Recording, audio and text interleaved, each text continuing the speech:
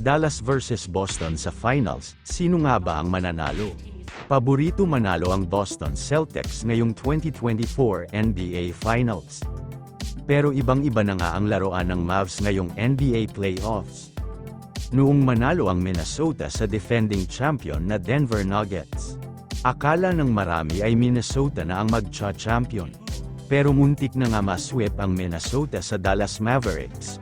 Malaki ang improvement ng opensa at depensa ng Mavs sa playoffs kumpara sa regular season. Kaya nga ang Minnesota na tumalo sa defending champion, ay kanilang pinabagsak. Ang Minnesota din noon ang paborito manalo sa conference finals. Pero muntik na silang masweep ng Mavs. Ngayon ang Boston din ang paborito manalo sa finals. Underdog pa rin ang Mavs, kasi kung regular season ang pagbabasihan, lamang ang Boston Celtics sa Mavs. 2 beses nagharap ang Boston at Mavs ngayong regular season. Pero hindi nanalo ang Mavs sa Boston, hanggang 110 points lang ang kayang gawin ng Mavs, pagkalaban ng Boston, at base sa stats halos lamang ang Boston sa lahat ng kategorya sa opensa, sa points, sa assists at sa 3-point shooting lamang ang Boston, ngunit gaya nga ng sinabi ko kanina, iba na ang laro ng Mavs ngayong playoffs.